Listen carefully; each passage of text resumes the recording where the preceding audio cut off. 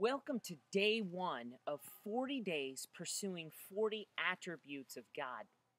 Today, we're starting off with the God who exists.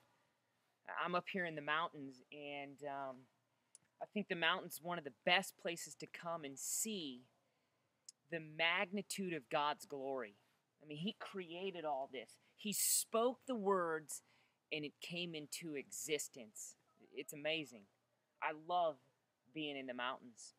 Today in your devotional, you read a verse in the Bible and kind of had a devotion about how God has wired all of us to know that He exists. That His existence is very clear and plain for all man. It's been wired in our souls. This is what it says: for what can be known about God is plain to them. It's plain to all human beings, because God has shown it to them. For His invisible attributes, namely His eternal power and His divine nature, have been clearly perceived ever since the creation of the world. God created all of this. And when you go to the ocean or you go to the mountains, it's just a great reminder to stand in the awe of God. For hundreds of years, people have been debating the existence of God. Atheists spend all their time trying to prove that God does not exist, while Christians, they know He does. It takes more faith for the atheist to believe that God doesn't exist than it does for the Christian to believe that He really, truly exists. And the reason why is because God is wired in our souls, and we can see God in all of creation. There's this story about a debate that was going on between a Christian and an atheist, and the atheist was really attacking the Christian. He was pounding on him, and everybody was beginning to see that the atheist was making sense and winning the debate. He was saying, "Christian, do you really believe God exists?" And the Christian says, "Yeah."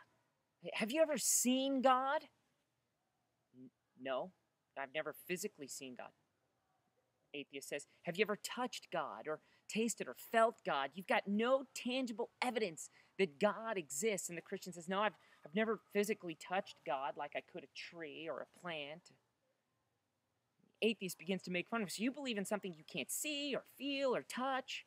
You want me to believe in something I cannot see? That is ridiculous." And everybody's laughing, and the Christian is feeling a little bit of pressure. And then finally he gets an idea, and he comes back to the atheist, and he says, "Let me ask you a question.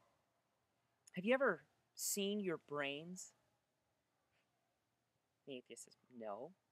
Christian says, "Have you ever touched your brains or felt your brains?"